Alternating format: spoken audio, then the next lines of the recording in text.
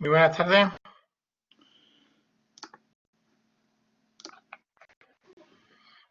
Buenas tardes, Tristán.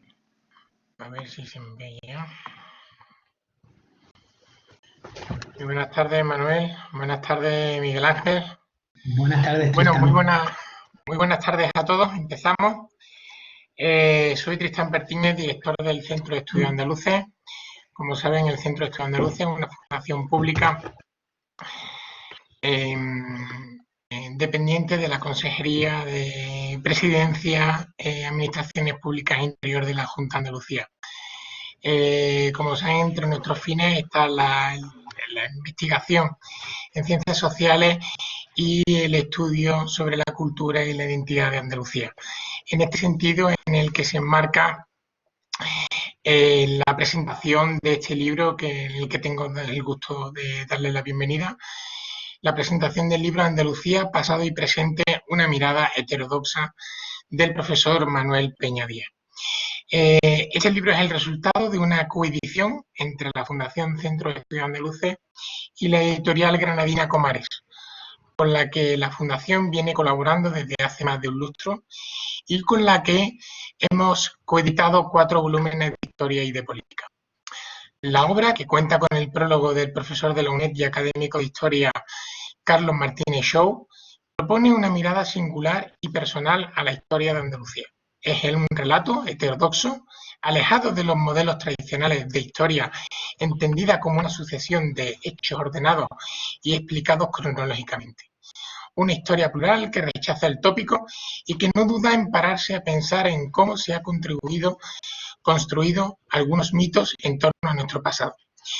Sin duda, este libro refleja sobre todo la complejidad de nuestro pasado y pone sobre la mesa reflexiones rigurosas, contrastadas, basadas en debates, basadas en datos historiográficos y hechos sobre temas polémicos como la identidad y cultura de Andalucía, los abusos de la memoria, la Andalucía que pudo ser y no fue, los múltiples exilios y resistencias de la población andaluza dentro y fuera del territorio, etc. Como sabrán ustedes, Manuel Peña Díaz nació en Paimogo, y en la actualidad es catedrático de Historia Moderna de la Universidad de Córdoba. Vinculado a Huelva, donde vive en la actualidad, pasó muchos años junto a su familia en Cataluña, donde emigró en los años 60 y 70. Se formó en la Universidad Autónoma de Barcelona y tras ejercer como profesor en esa universidad y también en un instituto de educación secundaria, regresó a Andalucía para ganar una plaza en la Universidad de Córdoba. Ha dirigido la revista Andalucía en la Historia del Centro de Estudios Andaluces desde el año 2007 a el año pasado, a este mismo año, el año 2020. Sus investigaciones se han centrado en la historia de la vida cotidiana de los siglos XVI y XVIII. El XVIII, la resistencia a la ortodoxia política y religiosa en la Edad Moderna, la historia del libro, la lectura y la censura inquisitorial, y en los últimos años la construcción simbólica del franquismo. Como veremos a continuación, buena parte de estos temas y muchos otros aparecen en el libro que acabamos de coeditar. Por su parte, Miguel Ángel del Arco Blanco es profesor titular y director del Departamento de Historia Contemporánea de la Universidad de Granada. Se ha formado en la Universitat degli Studi Roma III, en la Universidad de Michigan y en el Center for Contemporary Spanish Studies from the London School of Economics. Es director del área de historia de la prestigiosa editorial granadina Comares, que con más de 35 años de vida ocupa el puesto número 11 en el ranking de Scholarly Publishers Indicators, que mide el prestigio de las editoriales españolas. Miguel Ángel del Arco ha dedicado sus investigaciones a la guerra civil y el primer franquismo y recientemente ha obtenido una prestigiosa beca Leonardo orientada a apoyar líneas de investigación innovadoras. En el caso de Miguel Ángel Arco tiene que ver con sus estudios de historia comparada europea en el entorno del hambre y las hambrunas de la época contemporánea, entendidas como mecanismos de represión y control social. Sin más, y esperando que tengan tanta inquietud y tantas ganas de escuchar a ambos ponentes para que nos cuenten más acerca de esta obra, que he tenido la oportunidad de iniciar a leer y que me tiene totalmente ensimismado, Permítanme, por favor, que les señale algunas cuestiones prácticas sobre el desarrollo de esta presentación online. Tras la intervención de los ponentes, se habilitará un uso de chat para que los asistentes y los interesados puedan formular sus preguntas. Una vez concluida la sesión, pondremos en el chat también un enlace con un breve cuestionario acerca de su experiencia, que nos agradecería mucho que nos rellenasen para mejorar nuestro procedimiento interno. Muchas gracias de antemano y a continuación le paso la palabra a Miguel Ángel del Arco. Muchas gracias. Bueno, pues muchísimas gracias a todos y a todas por estar aquí y bueno, en primer lugar el agradecimiento y hablo en nombre de Comares en este momento, va al Centro de Estudios Andaluces y a su director Tristán Pertiñez por haber apoyado la publicación de este libro, que es una coedición sin la cual, bueno, sin el apoyo de vosotros, del centro, pues hubiese sido pues muy difícil y más en estas actuales circunstancias. Especialmente también recordar a Alicia Almárcegui, que creo que puso mucho para que este libro saliese adelante. Yo voy a intervenir muy brevemente y después, si os parece, que intervenga el autor y a partir de ahí, de lo que él diga, vamos a empezar una pequeña conversación sobre el libro para hacerlo un poco más dinámico y bueno, para que, por qué no decirlo, también nos divirtamos, ¿no? Bueno, lo primero, agradecer al autor por haber pensado en Comares para publicar esto y pues porque no es un libro cualquiera, un libro consecuencia de estar durante 50 números al frente de una revista divulgativa y al mismo tiempo tan prestigiosa como Andalucía en la Historia. Y claro, este libro no lo escribe cualquiera, porque bajo mi punto de vista, el autor, además de un gran escritor, porque escribe muy bien, creo que puede ser de las personas que tenga un conocimiento más transversal de la historia de Andalucía y en general, pues bueno, de la historia de España actualmente. Aparte, tiene otra cuestión muy importante bajo mi punto de vista, es que a pesar de su preparación, de su conocimiento y sus inquietudes, por ejemplo, en temas como la historiografía, tan difíciles de abordar, o la teoría de la historia, pues tiene una preocupación muy grande por la divulgación. No digo que los divulgadores tengan menos brillantes como historiadores, sino que más bien encontrar historiadores brillantes o tan brillantes como Manuel, que hayan dedicado tanto tiempo a la divulgación y no lo hagan de manera ocasional. Yo creo que esto es un valor que se ve en el libro. Aparte de haber confiado en nosotros, pues yo quiero darle también las gracias a una persona que ha tenido algo que ver en este libro y es Virginia Vilches Lomas, que es la maquetadora una de las maquetadoras de Editorial Comares, todos son chicas, y que creo que se ha entendido muy bien con Manuel, porque tengo que decir que este es un libro pues bastante personal, en el que a Manuel le dejamos pues bastante manga ancha, perdón, algo que no es para nada casual, a la hora que no es para nada costumbre, no solo en Comares, sino en otras editoriales, pero bueno, después de haber estado 50 números en Andalucía en la Historia, pues está claro que estaba preparado para ello. Y como se puede ver en el libro, pues bueno, está lleno de guiños personales que posiblemente ahora después no explicarán. ¿Y por qué Comares ha querido editar este libro? Pues por nuestra parte, porque creo que Comares le debe mucho a Andalucía y Comares tiene o quiere tener un compromiso cada vez mayor pues con la historia de Andalucía, porque pensamos que no es cualquier historia, y no lo digo en el sentido esencialista de que nuestra historia sea mejor que la de otras regiones, sino porque creo que es una historia tremendamente rica en la que podemos aprender y estudiar muchísimas cosas, muchísimas complejidades. Creo que esto lo muestra este libro. Y aparte, pues porque aunque Comares sea principalmente una editorial académica, pues cada vez es más consciente que debe guardar un compromiso muy firme con la divulgación. Pero la divulgación no solo como entretenimiento, como ocio, que también, sino la divulgación y el conocimiento como valor también económico, como valor democrático y también como valor humano. En el fondo, por eso editamos libros, ¿verdad? La cultura, quizá a veces tenemos una idea de que es algo que puede costar el dinero, que es necesariamente subvencionable y en realidad es un valor que yo creo que nos hace ser mejores y que nos puede ayudar pues a progresar y a avanzar de una u otra forma.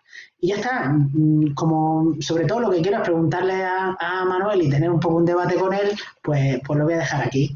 Muchas gracias. Hablo. Muchas gracias, Miguel Ángel.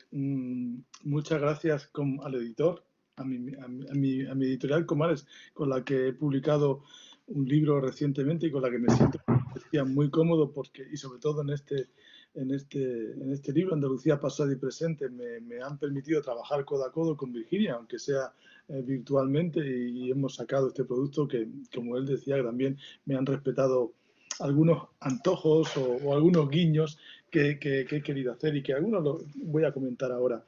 Muchas gracias también al Centro de Estudios Andaluces por apoyar la edición y a Alicia Almarce, que evidentemente, porque después de estar al frente de esos 50 números, no sé, y con el confinamiento, creí que era oportuno reflexionar sobre la historia de Andalucía, sobre mi trayectoria al frente de Andalucía en la historia. Y la reflexión no podía quedar únicamente en estas paredes, entre estas paredes, ¿no?, las que me encuentro, sino que creo que el papel necesitamos a veces trasladarlo. El origen entonces del libro, como decía, es Andalucía en la historia, son esos 50 números que dirigí. Pensé que podía escoger, bueno, no escoger, sino esas 50 editoriales, y para trazar a ver cómo veía yo la historia de Andalucía, cómo durante 2007 hasta 2020 mi propia conocimiento, evolución había cambiado o se había enriquecido. Me di cuenta que no era posible, que los 50 que había algunos que habían envejecido muy mal, y tuve que desechar casi una decena de editoriales y introduje una serie de trabajos que había publicado en otros medios, pero también sobre historia de Andalucía, como Crónica Global o como Aventura de la Historia, puntualmente. Es verdad que el libro tiene...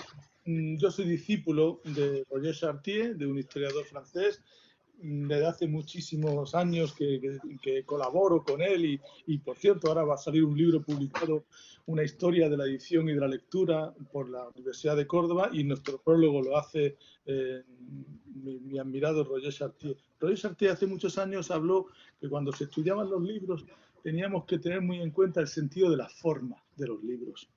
Sin el sentido de las formas, sin prestar atención a las formas, no acabaríamos de no comprender totalmente, sino aproximarnos al menos cómo influye la materialidad del libro, el objeto libro, cómo condiciona el objeto libro en la manera de leer.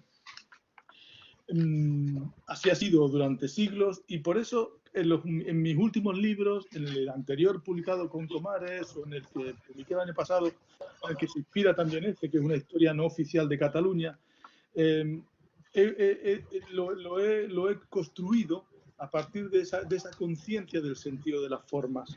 La forma y el fondo, lógicamente, pero las formas son muy importantes. La portada tiene un sentido, la dedicatoria también, no es una dedicatoria amplia, pero concreta al mismo tiempo.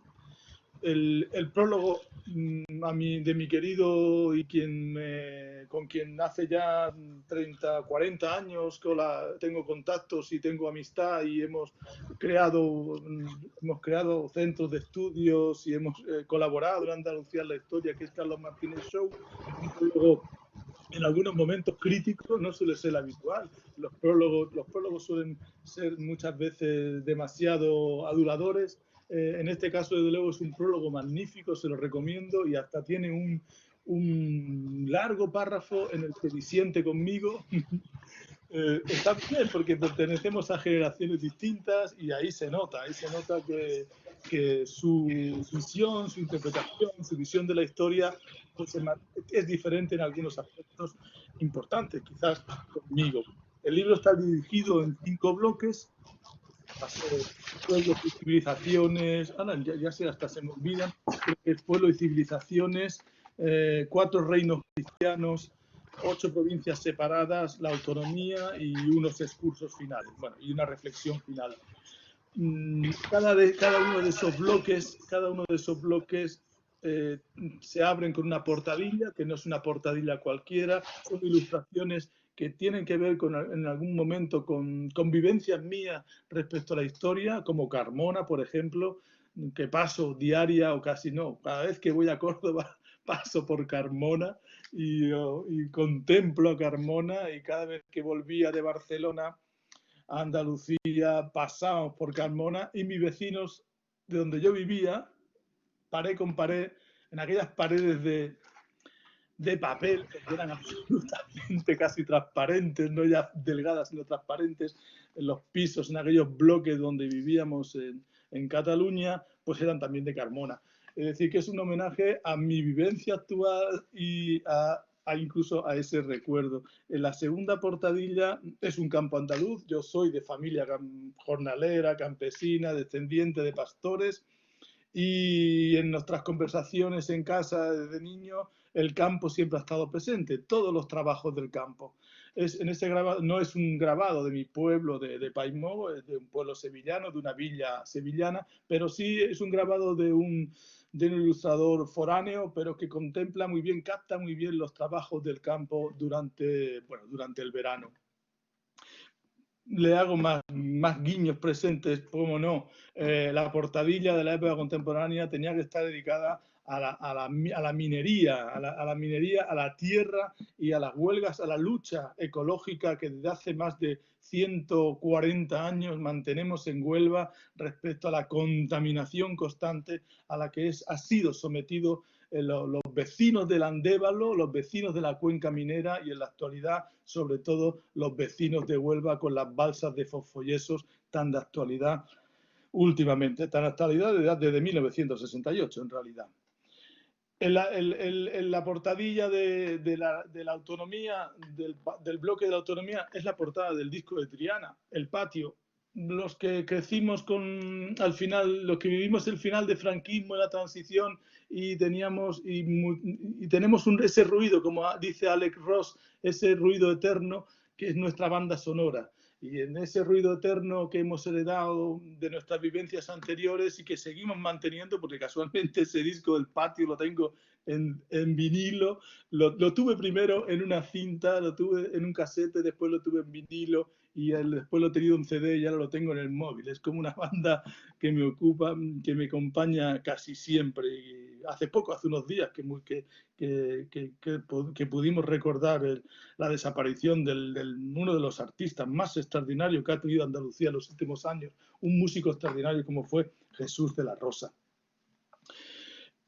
Y por último, unos ojos de esa inquietud, los ojos que abren la portada con esa lupa, y los ojos que cierran con un cuadro, un dibujo de un artista zaragozano, un artista mañico, pero asentado en el sur de hace, pues casi yo creo que 30 años, muchísimos años, que es Carlos Charnecos, y del cual tengo algunas obras, y es como les recomiendo mucho que conozcan su trayectoria y su producción, tanto como pintor como dibujante, entre otros sitios donde se puede contemplar. Por ejemplo, es en una revista en la que yo colaboro, que fundé hace un par de años, y que colaboro en el consejo editorial, que es Letra Global, que tiene una versión digital online y también tiene una versión en papel. Ahora vamos a sacar el número 3, y buena parte de las ilustraciones, tanto del número 1, del número 2 como del número 3, las realiza, parte de esas ilustraciones las realiza, como le decía, Carlos Charnecos. Esas portadillas están acompañadas de unos versos,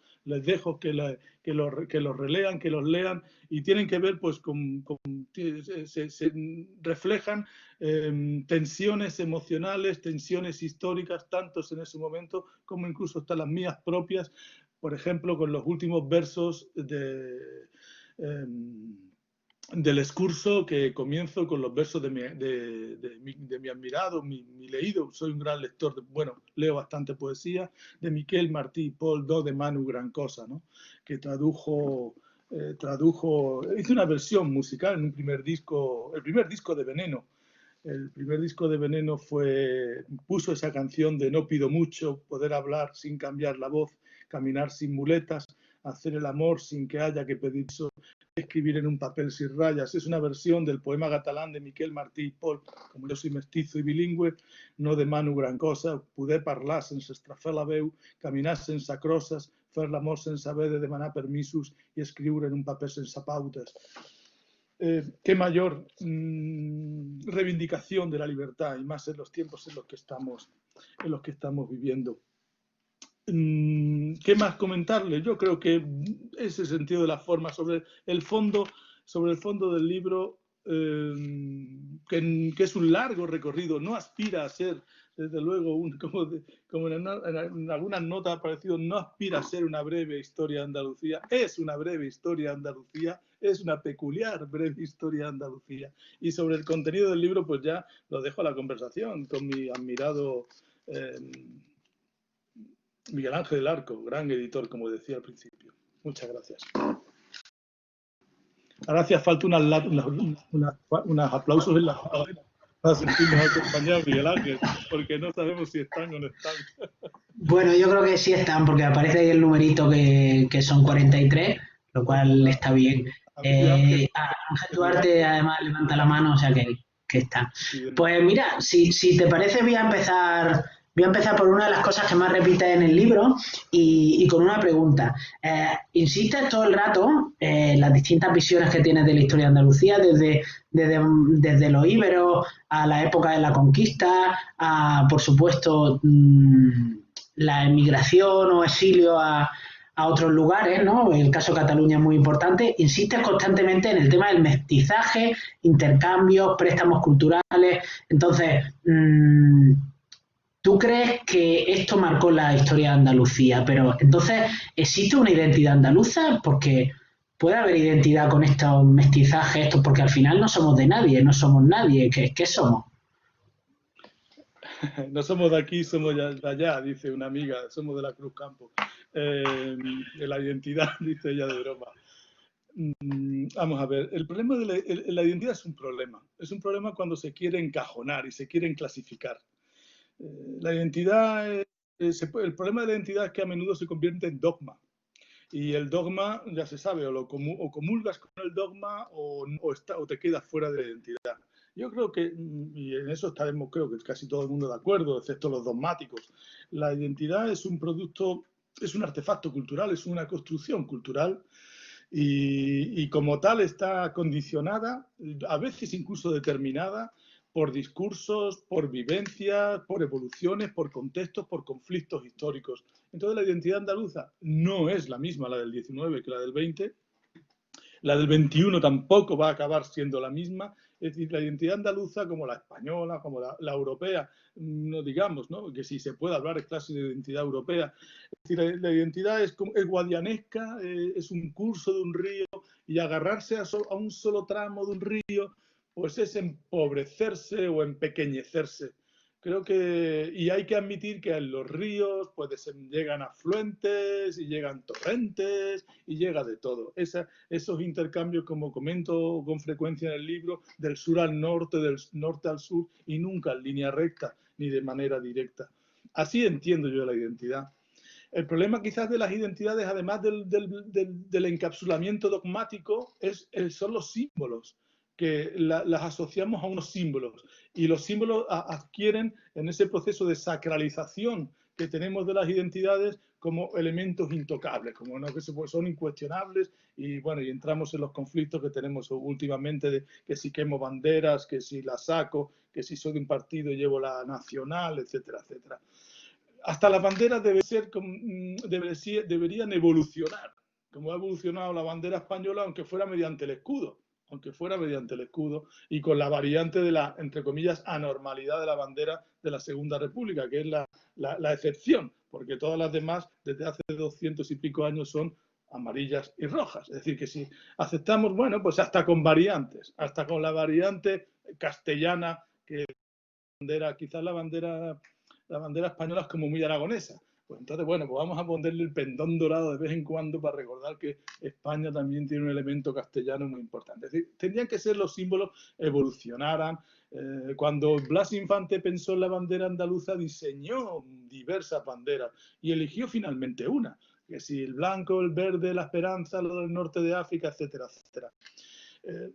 Por eso creo que agarrarnos a elementos fijos no es ni siquiera higiénicamente saludable. Te perdí, Miguel Ángel, ahora. Siempre que se ve una historia de Andalucía o una historia de Cataluña o una historia de Galicia, la primera pregunta que asalta es, y teniendo claro que parece, tú señalas que hay una identidad andaluza, por muy mutable que sea, ¿es Andalucía una nación para ti? Andalucía es una noción. Nación. No, noción. Es una noción. Nación. O sea, que quiera sentirla como nación, pero que no me lo imponga. Yo pienso, como decía don Julio Caro Baroja en su libro, magnífico libro, para mí uno de los mejores libros que se ha escrito de la historia moderna de España, que son las formas complejas de la vida religiosa. Decía don Julio, crea usted, pero no moleste. Pues esto, a los nacionalistas, si tenemos que soportarlos, pues vamos a soportarlos. A los que creen en la nación, vamos a convivir, pero que no me impongan la nación. Ni la nación española como un elemento único, inmóvil y definido, ni la andaluza, ni nada. Yo no soy partidario de naciones. No soy partidario, y mucho menos de nación de naciones, porque ya tenemos el cóctel Molotov ahí metido con todo mezclado. Si le queremos llamar nación, comunidad cultural, como queramos llamarlo, comunidad, yo que siquiera, nacionalidad, dice el estatuto, pues venga, nacionalidad, si no es conveniente.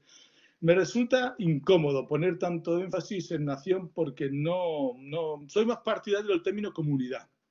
A mí me gusta la comunidad, no la de vecinos, pero sí el comunitarismo. El comunitarismo, como ya planteara Althusius y que evolucionó después a planteamientos del socialismo utópico y que después nos recogieron los anarquistas. Es decir, la necesidad de una comunidad con valores compartidos, que es el respeto y la tolerancia, los primeros de todo, absolutamente e innegociable. Eso es los fundamentos de cualquier comunidad, y si le queremos llamar nación, pues una noción más, pero no dotarle de un elemento político innegociable a nación.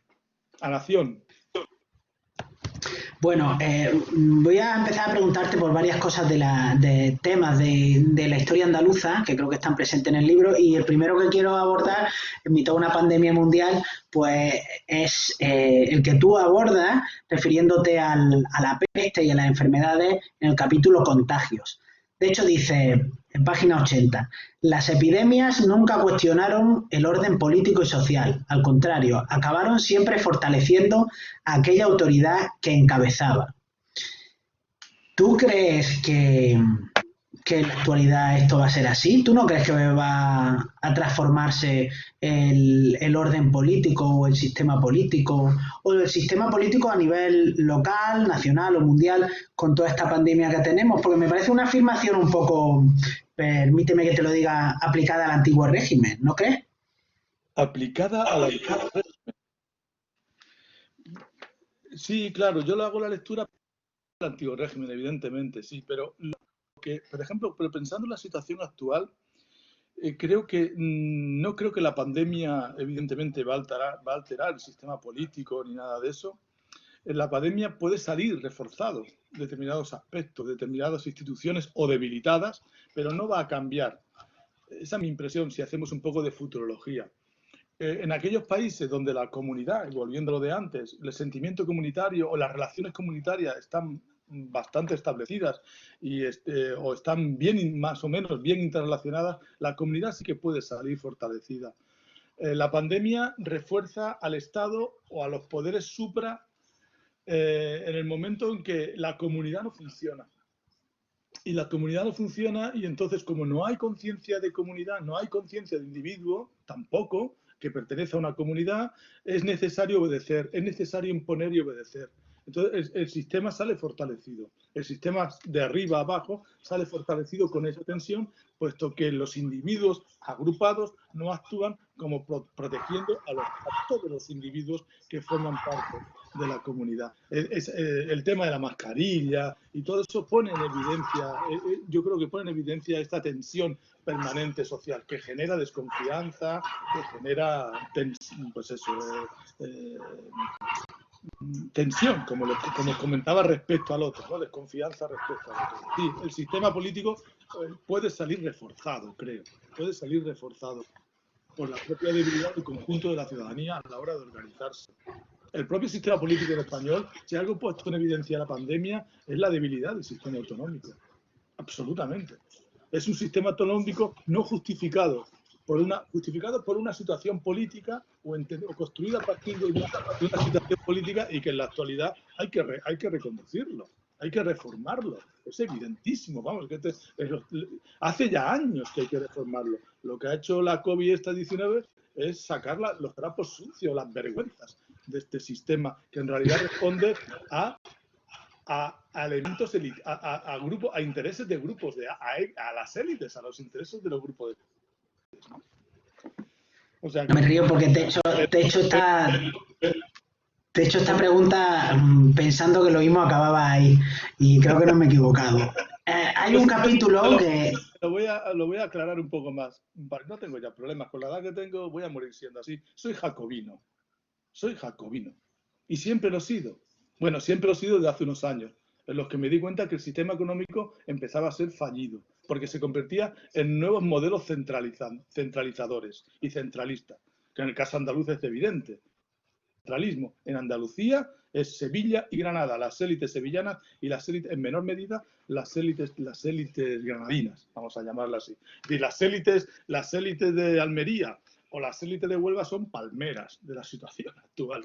Es vergonzoso. Y el propio modelo de representación política, digo autonómico, hasta el modelo de representación política autonómico es, como decía, lo dijo Pepe Cazorla, admirado José Cazorla de vuestra universidad, que falleció en los años 80, ya lo venía advirtiendo,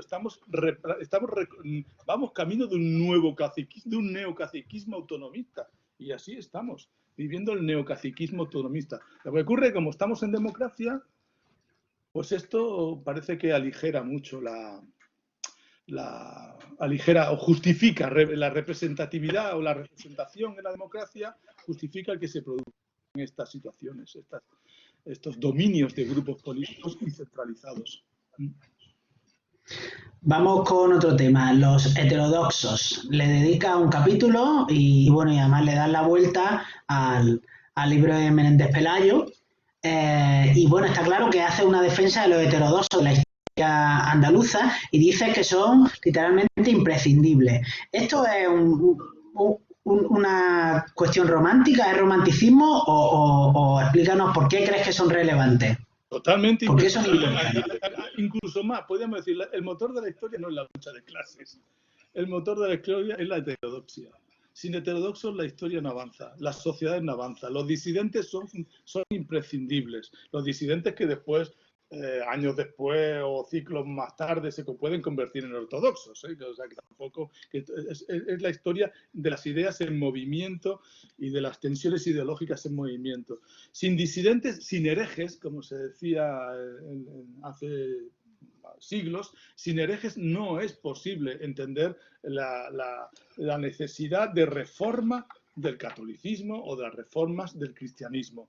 Ha salido, hace unos días, acaba de salir un librito que he empezado a leerlo, pequeñito, que recomiendo encarecidamente, que se llama Herejes, de Antonio Pau. Maravilloso. Antonio Pau es un jurista y un pensador, un humanista y un musicólogo, para mí hasta ahora prácticamente desconocido, y que publicó, creo que hace un par de años, un tratado que viene muy al pelo de lo que está pasando ahora, que se llama Tratado de Escapología. No sé, que son veintitantas maneras de escaparse y encontrar y buscar la soledad en el mundo actual para poder sosegarse y no caer en más abismos. Bueno, pues este buen hombre, Antonio Pau, ha publicado recientemente, como os digo, el libro Herejes. Y en la introducción de ese libro Herejes viene a decir exactamente con otras palabras, pero hace un planteamiento muy similar. No podemos entender la evolución del primer cristianismo sin los primeros herejes. Y no podemos entender ni siquiera el Concilio de Trento, parte del Concilio de Trento, y lo que supone de reforma católica sin Lutero y sin Calvino después, y no podemos entender lo que pasa con Juan XXIII sin los herejes o los heterodoxos dentro de la Iglesia, y no podemos entender la evolución del republicanismo español sin tener en cuenta los heterodoxos dentro del republicanismo español, y no podemos entender el liberalismo español sin conocer los afrancesados, que son los heterodoxos, evidentemente liberales de la transición. Afrancesado es un término de conveniencia y para saber a qué periodo nos referimos. Y los heterodoxos incluso en la práctica cotidiana,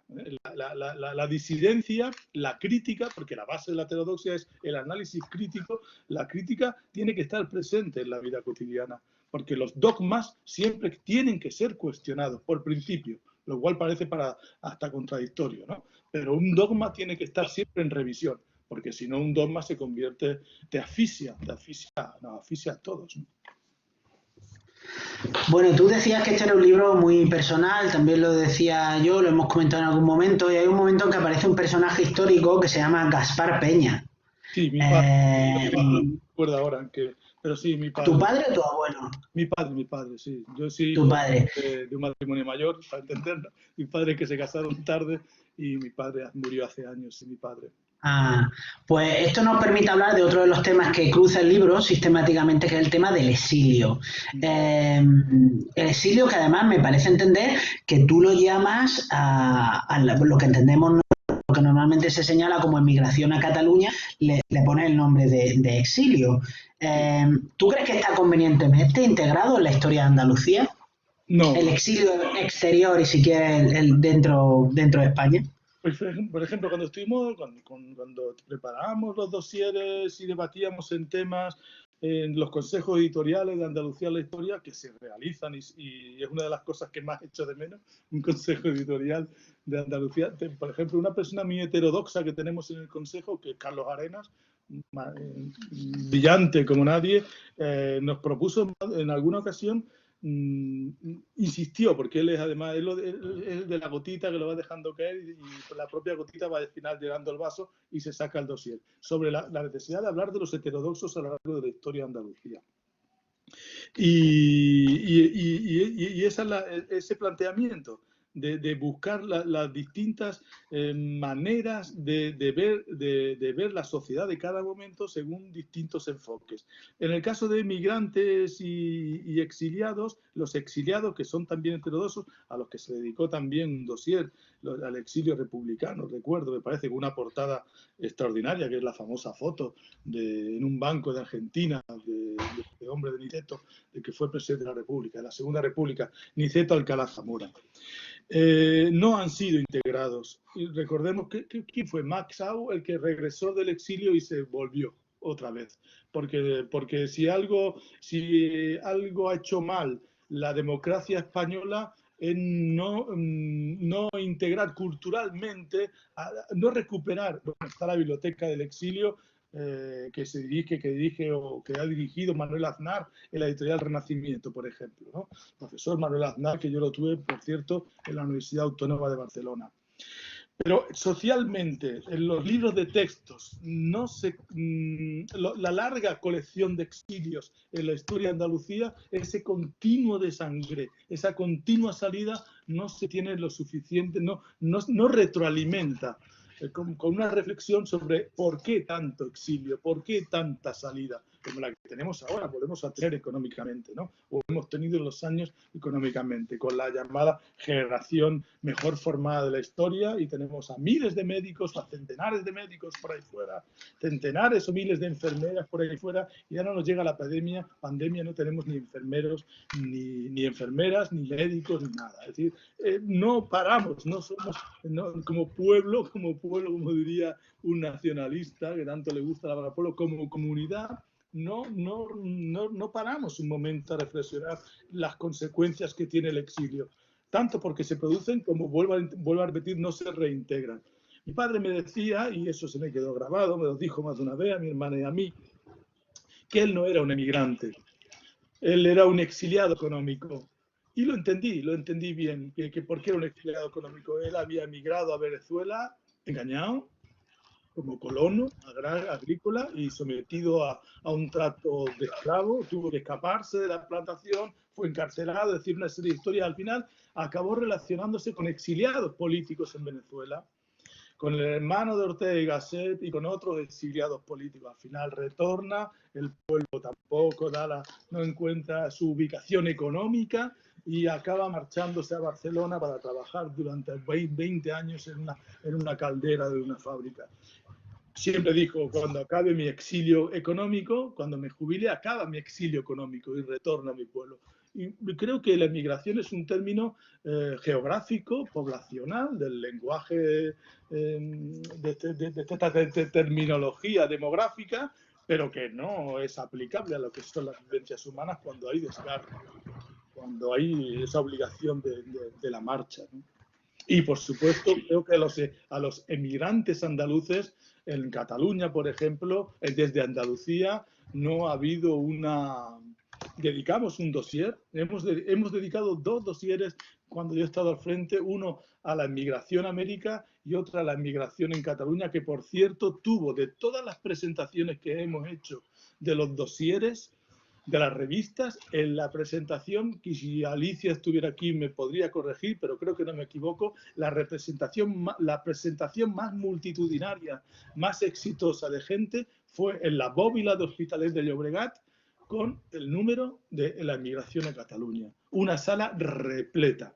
Y estábamos hablando de terceras y cuartas generaciones descendientes de emigrantes andaluces. Bueno, vamos a hablar un poco de historia de Andalucía, ¿no? Y hay un momento en el epílogo que critica un poco la visión que hay de la historia de Andalucía. Yo creo que no te refieres tanto a la académica, sino más bien a las visiones que hay dentro de la historia de Andalucía o en la sociedad. Y dice que la historia de Andalucía, Leo, está construida como un juego de espejos en los que se refleja la mirada ajena, extranjera o española, y la mirada desde dentro. Y además afirma, hemos hecho nuestra la pandereta. Entonces, critican los tópicos, el tipismo de buena parte de la historia andaluza, de la historia de Andalucía. Sobre todo, insisto, creo que está hablando no tanto de la historia de Andalucía académica, que yo esto no lo veo tanto, ¿no? Sobre todo recientemente, en las últimas décadas, pero te quería preguntar, ¿cuáles son los mayores mitos de la historia de Andalucía? El mayor mito. Sí. El mayor mito, el ser holgazán, ¿no? Creo que los mitos son construcciones de la realidad, ¿no? Estoy pensando en Ortega y Gasset, lo que decía, en lo que se sigue diciendo, siguen repartiendo por ahí nacionalistas del norte. El mito más difundido de Andalucía no es la Córdoba de las tres culturas, que es otro grandísimo mito, sino yo creo que es el andaluz holgazán. Creo que hace un par de años, ¿no? Publicó el Centro de Estudios Andaluces un librito precioso de Alberto Troyano que se llama La cara oscura, creo que es, ¿no? De la identidad o de la imagen de Andalucía, me parece. Y tiene una parte dedicada a eso. Y yo creo que sí, el vago, el holgazán, el de la paguita, ahora se llama el de la paguita. Yo creo que ese es el mayor mito. Es que te lo digo porque hay varios mitos que a mí me parece que no están muy presentes en tu libro y me gustaría saber qué piensas y que los historiadores e historiadoras pues lo han puesto un poco en cuestión de la historia de Andalucía, como por ejemplo el mito del atraso andaluz, de que esto fue siempre un lugar completamente subdesarrollado. Ya sé que hay algunos historiadores que siguen pensando esto, pero hay otros muchos que piensan lo contrario. O por ejemplo que Andalucía no fue un lugar donde floreció la democracia. Entonces, esto tanto del atraso económico como el atraso político, ¿no te parece que sigue siendo un mito? El problema, hay dos problemas, pero uno es el que todo se haga bajo lo que llamemos Andalucía. Es que hay muchas Andalucías. Lógicamente, cuando hablas de democracia, hay Andalucías, ¿no? Hay Andalucías reaccionarias y hay una Andalucía muy reaccionaria y una Andalucía democrática, y hay tensiones que en función de quién escribe en cada momento la historia, pues se le pone más énfasis a una que a otra. Y, por supuesto, sobre el atraso es una cosa que también nosotros en Historia Moderna hemos debatido muchísimo, y con trabajos de Bernal, con trabajos de Antonio García Vaquero en su momento, sobre el atraso en Andalucía en los siglos XVI y XVII. Hay otro tema, otro tópico en ese sentido, que lo vamos a, creo que definitivamente, yo creo, si conseguimos divulgarlo. Bueno, tenemos un historiador que es Pedro Rueda, que está en esa línea, ¿no? Que es el atraso del alfabetismo andaluz. Lo dicen mucho los contemporaneistas. Y los contemporaneistas inciden, bueno, como antes casi nadie sabía leer, y no es nada de eso. Antes la gente leía mucho más. ¿Qué pasa en el siglo XIX para que sea un siglo tan desastroso para Andalucía? Es un siglo nefasto en muchos aspectos. Y, por ejemplo, las tasas del alfabetismo en Andalucía crecen espectacularmente, mientras que las prácticas de lectura y escritura en la Andalucía moderna, por ejemplo, Castillo, uno de los grandes estudiosos de la historia social de la escritura, de lo que sea de Alcalá de Henares, lo ha demostrado para el caso español, o tantos otros estudiosos e investigadores, quizás no lo hemos explicado muy bien. Las prácticas de lectura y escritura eran mucho más comunes y más extendidas, sobre todo en los núcleos urbanos, que estaban llenos de carteles y de anuncios y de gente que estaba en una esquina declamando un capítulo, pues vamos a decir, de quien sea, del Quijote o de cualquier otra novela caballeresca, y se ganaba la vida, y la gente pagaba y retenía esa información y la deformaba y la transmitía oralmente en las famosas vigilias ante el fuego por las noches, cuando no, por supuesto, claro, no había televisión ni radio.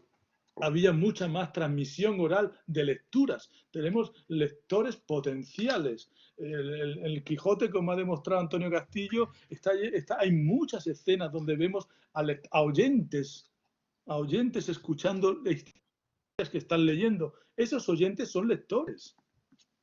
El concepto de analfabetismo es un concepto contemporáneo. Y ahora tenemos otro analfabetismo que es muy grande. La gente sabe leer, escribir, hasta contar, restar como mucho, pero no comprende lo que lee. Es el analfabetismo funcional de la UNESCO. O sabe leer, sabe escribir, y no digitalmente está perdida. Es el nuevo analfabetismo digital. Es decir, si todo lo hacemos a partir de parámetros contemporáneos, no entendemos la diversidad cultural y la diversidad de prácticas culturales anteriores, y seguimos repitiendo tópicos sobre el caso andaluz, retrasado culturalmente o económicamente, etcétera, etcétera. Bueno, te voy a hacer ya la última pregunta, ¿vale? Ya dejamos por si alguien quiere preguntar, ¿vale? Y porque tengo muchísimas más. A ver, ¿cómo debe ser, tú que eres experto en historiografía y que conoces mucho las distintas visiones que hay, y bueno, yo creo que hablas mucho de historia desde abajo y sé por dónde vais, pero ¿cómo debe ser escrita la historia de Andalucía? A ver, dame una receta así breve. Con pasión. Con pasión. Y a ser posible, después te comento historiográficamente, ¿no? Pero en primer lugar, con pasión. Decía Pierre Vilar, me acuerdo, en un dossier, en un artículo que publicó en La Vez, la revista de divulgación que yo colaboré en Cataluña con Carlos Martínez Show, mi admirado Carlos y mi maestro Ricardo García Cárcel, decía Pierre Vilar que no se puede escribir la historia de un pueblo, en este caso, o de una nación, no recuerdo, porque Pierre Vilar a veces una cosa así, un poco especial, pero no se puede escribir si no se tiene empatía, y es verdad, hay que tener cierta empatía, cierto interés. Yo añado un matiz más, y después entro en lo que tú estabas preguntando. Hay que tener empatía, y sobre todo hay que tener la intención, esto lo digo ahora después de tantos años, de intentar divulgar, o sea, como hacían, por ejemplo, cuando moría una princesa o una reina, y se hacían festividades, catafalcos y demás en la catedral de Córdoba, ¿no? Entonces se colgaban unos papelones inmensos con jeroglíficos, y después se ponían unos jeroglíficos que no lo entendía casi nadie, más que la élite, y después unos versos en castellano.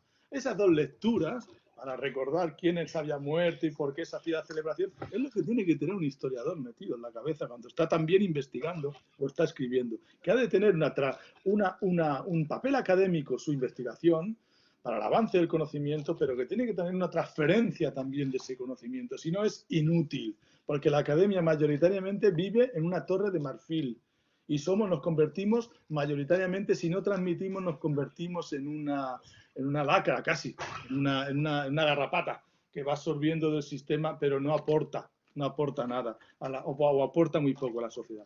Y con respecto a lo que preguntabas, yo creo que hay que abandonar, en la medida de lo posible, y ahí discrepo con Carlos Martínez Shaw, por eso comentábamos del prólogo, hay que abandonar la explicación de la historia basándose en estructura, en aquello que siempre hemos estudiado hace muchísimos años y que siguen dándola en secundaria, la siguen impartiendo así en secundaria y en bachillerato, que es población, economía, sociedad, política, y si queda algo de tiempo, algunos autores y algunos pintores para cultura. Eso es absolutamente erróneo. Así no se puede entender, creo, correctamente. La historia hay que explicarla por interacciones, por redes. Hay que conocer, por ejemplo, se puede explicar la historia, hoy la hablaba esta mañana con mi colega Doris Moreno, se puede explicar la historia de los heterodoxos andaluces, de los protestantes andaluces, mediante la explicación de las redes, de las conexiones que conectan Andalucía con Basilea o con Ginebra o con Valladolid, es decir, en constante movimiento. De esa manera se entenderá el protestantismo andaluz, que lo hubo, que se tiene, por cierto, bastante olvidado, que lo hubo, se entenderá en su contexto europeo. No se puede entender, por ejemplo, hasta los atentados, la crítica a los atentados anarquistas o al movimiento anarquista del siglo XIX sin comprender todas las corrientes de opinión heredadas de las críticas a la monarquía española.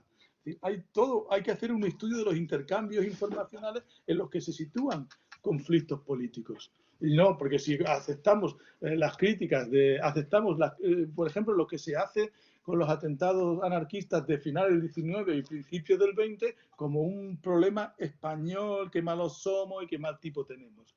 Cuando eso se inserta, repito, en corrientes negativas heredadas por intelectuales foráneos. Es decir, las redes, los intercambios, creo que ahí sí se puede explicar mejor, porque somos individuos interconectados, no solamente ahora con estas plataformas, sino ya en la época, a un ritmo diferente, pero las cartas iban y venían de América aquí, y los informes iban y venían, y las gacetas circulaban por toda.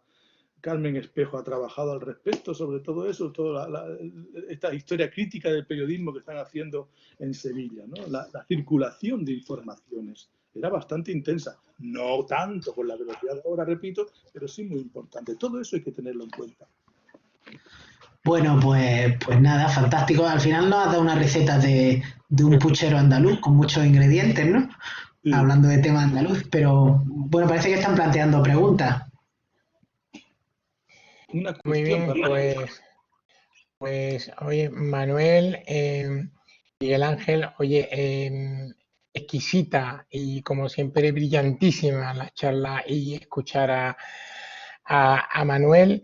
Me he sentido, por lo menos conmigo y creo que con el resto de participantes, y yo estoy seguro que se ha generado precisamente esa empatía de la que hablabais anteriormente, incluso emotividad por los temas que se han tratado. Además, me he visto muy identificado también porque además se han tratado muchísimos temas precisamente de ciencia política y de temas sociales. Y además incluso se ha citado también a don José Cazorla, que fue fundador y primer decano de mi Facultad de Ciencias Políticas y Sociología de allí de la Universidad de Granada, con lo cual he tenido también ese punto de reencontrarme con mis orígenes. Permitidme que termine antes que demos paso a las preguntas. De felicitar de nuevo a Manuel Peña por esta magnífica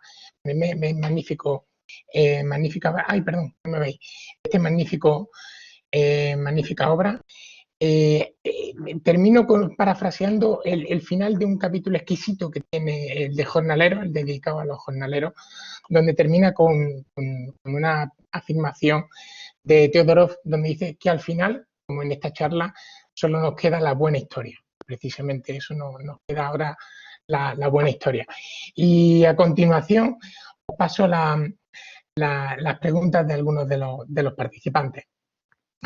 Una cuestión para Manuel Peña, dice, su visión de que las pandemias refuerzan el poder, ¿no podría contener un sesgo de un modernista?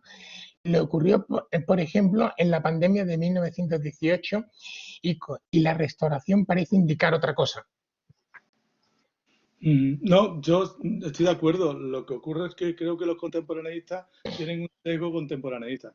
Es decir, claro, no refuerzan el poder tal vez es tal cual de antes de la pandemia. Pero sí el poder de la debilidad, como decía, de la sociedad para organizarse, para luchar contra la pandemia, el poder puede salir fortalecido con nuevas formulaciones y pasar de un imperio a otro tipo de Estado, como quieras. Pero las pandemias habitualmente, es verdad que puede tener un sesgo modernista mi visión, pero... Hombre, si pienso, por ejemplo, en la pandemia de 1590, pues hundió a Felipe II, pero no cayó la monarquía española. O sea, no cayó, sino todo lo contrario. Surgieron nuevas corrientes críticas, arbitristas, formulando maneras de progresar. Bueno, progresar no es el término, maneras de reformar la economía de la sociedad española del momento, sobre todo la economía del momento. Pero la monarquía compuesta hispánica no cae con la pandemia de 1590, por ejemplo, ¿no? Creo que tenemos que tener más larga visión, pero no estaría mal, que creo que debe ser Paco Contreras el que ha hecho, no sé por qué, esa pregunta de que hubiera un encuentro sobre la pandemia, la influencia de la pandemia en las formas de Estado a través de la historia, no solamente de la gripe española del 18. Muy bien. Mercedes de Pablo te pregunta, dice, ¿no hemos sido cicateros con las vanguardias? Desde Giner de los Ríos a los artistas o filósofos hasta el rock andaluz con la heterodoxia moderna de Nazario y Ocaña. ¿No olvidamos las vanguardias? No sé. La olvidamos quizá en Andalucía, sí, pero yo viví la época de Nazario y Ocaña en Barcelona, en aquella plaza real con el ¿cómo se llama el local? El Karma, y ellos vivían una parte izquierda-derecha, ya que era un ambientazo enorme. Entonces, la Barcelona del momento era la Barcelona de la vanguardia. El problema es que la Sevilla del momento era demasiado nacional católica, vamos a llamarla, o pesaba demasiado, tanto, aunque habría seguramente, y Alberto Carrillo lo ha trabajado, los cineclubs, había corrientes, pero esa transgresión como la que hizo Nazario, tan abanderada por Nazario y Ocaña, y que tuvieron que irse a Barcelona, es verdad, no hubo ese respeto, ese apoyo a la vanguardia, es cierto, sí. Alicia, que nos sigue, que nos está siguiendo también, te pregunta, Manuel, ¿puedes explicar qué es eso del cinturón troglodita del que hablas en el libro? Y ese increíble episodio de censura en el libro de Candel, en el que le fuerzan a cambiar la expresión de un mar. De un mar de mierda que puso Candel y salió publicado un mar de hierba.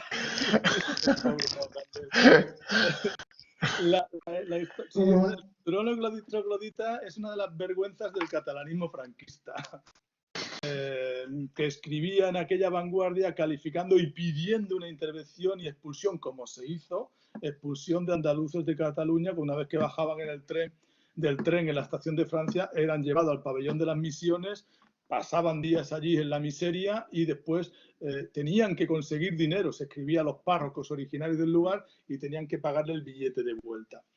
Y ese cinturón de trogloditas, pues como no había manera, había un problema de vivienda muy serio en Barcelona, pues tuvieron que ubicarse muchos trogloditas, entre comillas, porque venían de Granada, y también por esa relación con los trogloditas de Granada, las cuevas de Granada y de Almería, pues se ubicaron en la montaña de Montjuic, lo que actualmente es el símbolo de la Barcelona que ya ha desaparecido, la Barcelona olímpica, bueno, no el símbolo, pero está allí todo lo que se hizo, pero que esa Barcelona abierta y olímpica que ha desaparecido con la destrucción del tsunami nacionalista y del Prusés. Antes en esa montaña había muchas chabolas, Yo recomiendo, hay un libro, que ahora no me acuerdo cómo se llama, sí, El baile del Batusi, El baile del Batusi de Francisco Casabella, altamente recomendable.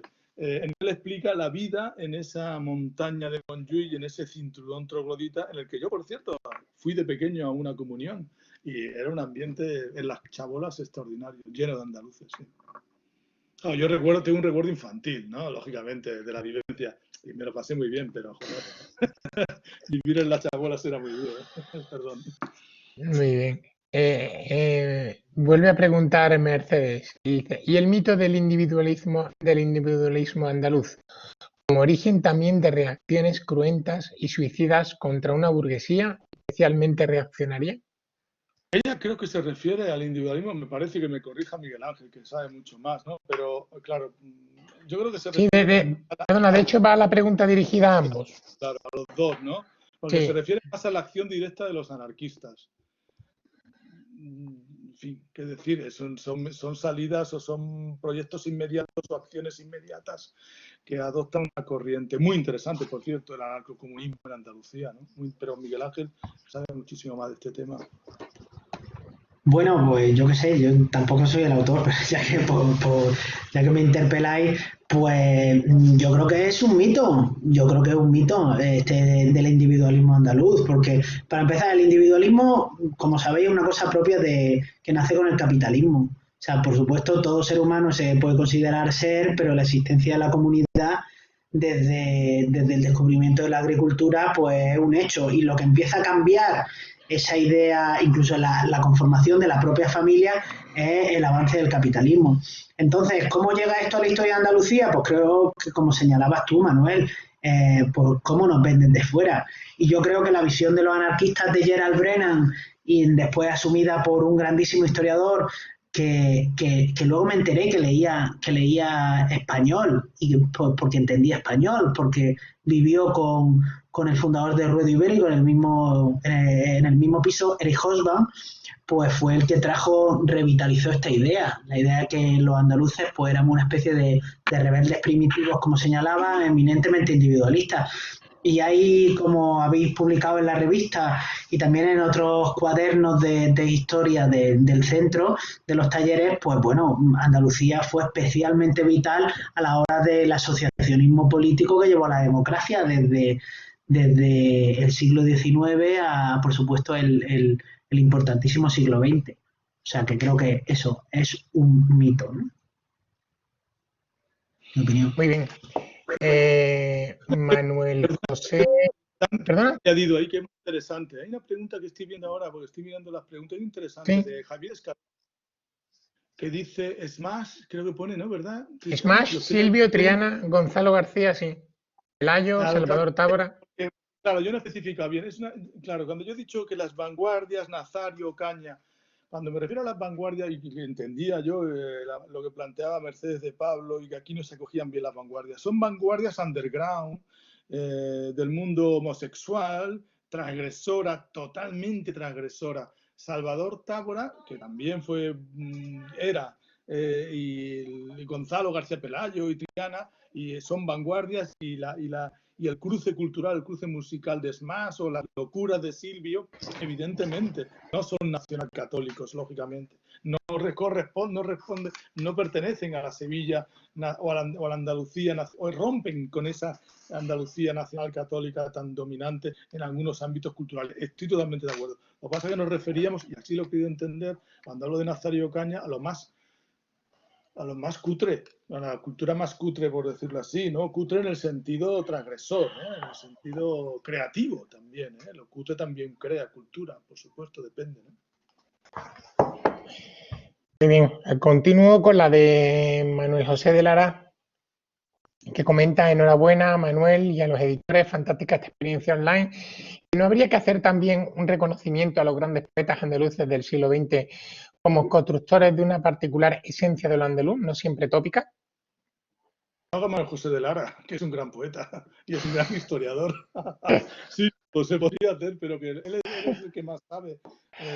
Bueno, él, su hermano también, un extraordinario historiador e investigador, ha publicado un libro recientemente, El Balcón de las Golondrinas, sobre Becker. Creo que los hermanos de Lara estaría muy bien que hicieses ese trabajo. Sí, sí, estoy de acuerdo. Perfecto. Dice Ángel Duarte, me dice, me sumo a las felicitaciones de corazón, aunque sea un día tendríamos que hablar del neocentralismo sevillano granadino con algo más de detalle. Primero me leo el libro. Un abrazo. Sí, yo creo que es el Centro de Estudios Andaluces debería hacer una sesión de estas un cuaderno, ¿no? Como llamáis, un taller de historia contemporánea. Un taller de historia contemporánea. Sí. O bueno, ya que estamos también de ciencia política o de precisamente por el tema del centralismo y claro, sí, administrativo. Yo que soy de Granada, pues esto es un tema recurrente, sobre todo cuando vuelvo a Granada, como aquella canción de Miguel Río. Francisco Javier Rodríguez, una pregunta a Manuel, desde precisamente Hospitalet de Llobregat. Soy hijo de andaluza, emigrante en los 60 a Cataluña. Usted ha planteado la falta de atención que se le ha prestado al movimiento migratorio a Cataluña, sobre todo desde Andalucía.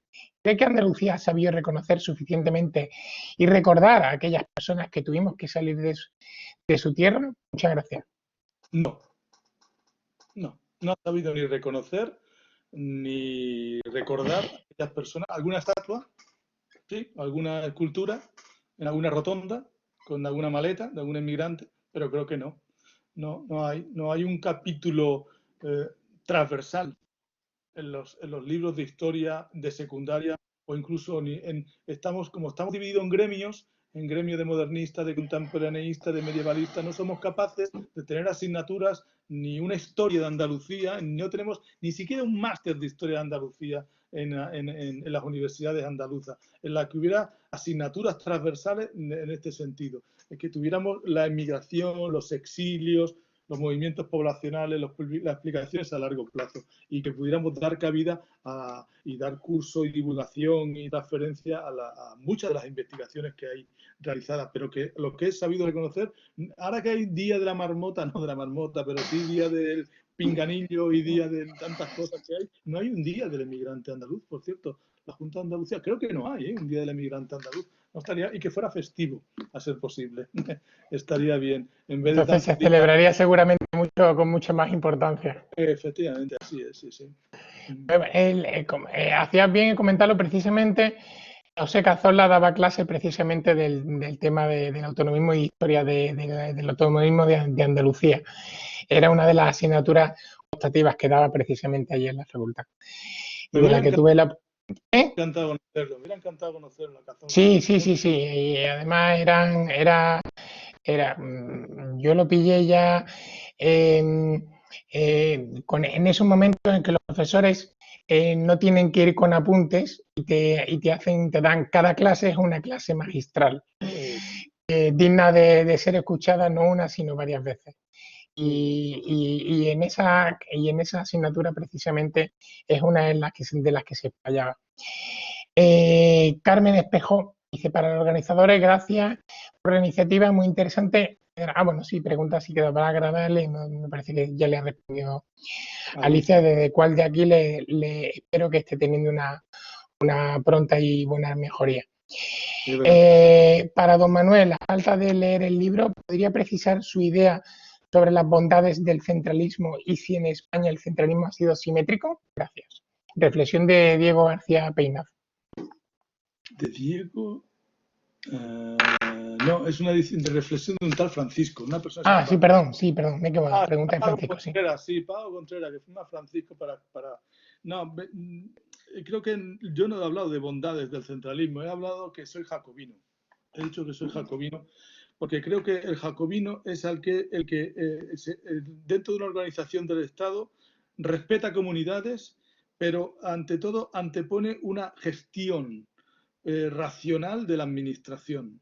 Eso es un jacobino. Y así se hace, al menos se hizo durante algunos momentos de la Revolución Francesa y en Francia. Una gestión racional y bien consensuada de la Administración. Y creo que las autonomías, en nuestro caso, cuatriplican la Administración, lo cual no es una gestión racional. Porque, vuelvo a repetir, ¿qué bondad tiene el centralismo andaluz? ¿Qué bondad tiene el centralismo catalán, por ejemplo? ¿O tiene el centralismo aragonés? No se trata de eso, de la bondad del centralismo, sino de la necesidad de una mejor organización de la administración, evitando duplicidades múltiples, costosas además económicamente. Muy bien. Pues la reflexión en este caso sí es de Diego García Peinazo, completamente de acuerdo con la necesidad de un enfoque de ejes transversales desde diferentes disciplinas. Sí. Muy bien, bueno, pues nada, hemos llegado hasta aquí, hemos cerrado el chat, dejamos el enlace para que los asistentes puedan dejar sus reflexiones sobre esta interesantísima charla de la cual han salido muchísimos temas. Darían para escribir varios libros más. Y seguro que Miguel Ángel está de acuerdo conmigo en esa cuestión, por lo menos para profundizar en muchos de ellos. De verdad, Manuel, yo ya lo tengo, como te he comentado antes, me queda un poco para terminarlo, pero lo estoy disfrutando muchísimo. De verdad, no dejes de hacer estas cosas porque de verdad las necesitamos. Las necesitamos todos. Muchísimas gracias a todos los asistentes a este webinar, a esta presentación del libro virtual, que si tenemos la oportunidad, ya nos gustaría poder hacerla también presencial para que lo viésemos todos. Y muchísimas gracias a Miguel Ángel por poner a disposición del Centro de Estudios Andaluces la posibilidad de hacer esta coedición, y tanto a Mercedes de Pablo, directora de publicaciones, como a Alicia Almacigui, quien cuando me dieron a conocer la posibilidad de hacer esta coedición, es la verdad un regalo y un lujo para el Centro de Estudios Andaluces poder hacerla. Estoy seguro que podemos colaborar en próximos proyectos, Manuel y Miguel Ángel, de verdad. Seguramente será muy productivo y muy interesante para todos, y repercutirá, como no puede ser de otra manera, pues positivamente en todos los andaluces. Muchas gracias a todos y que tengáis muy buena tarde. Hasta pronto, muchas gracias. Adiós.